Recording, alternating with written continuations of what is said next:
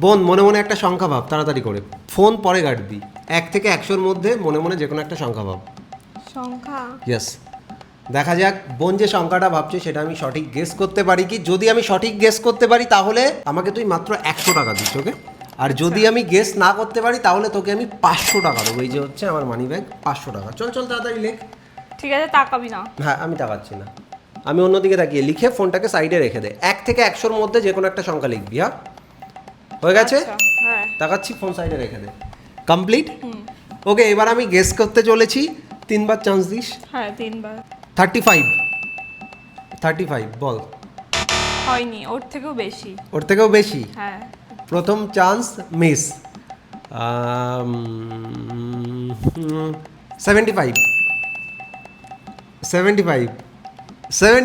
তাড়াতাড়ি তাড়াতাড়ি বল বল, ঠিক বলেছি? হয়নি। হয়নি? না। ওকে বল, হায়ার না লোয়ার? লো কি যে বলি তাড়াতাড়ি। বুঝতে পারছি না। কেন তুই- তুমি ভুল বলেছো, এটুকু বলবো। আমি 75 বলেছি, তুই আমাকে বল তার থেকে কম না বেশি। আমার লাস্ট অপশন এখনো বাকি আছে, মানে আর একটাই চান্স আছে। তাড়াতাড়ি তাড়াতাড়ি। আরে গাধা, আমি বুঝতে পেরেছি, কিন্তু আমি কি বলবো সেটাই বুঝতে পারছি না। আমার মনে হচ্ছে আমি ঠিক বলেছি। ফোন বার কর, ফোন বার কর, তুই ভুল বলেছিস, হবে না।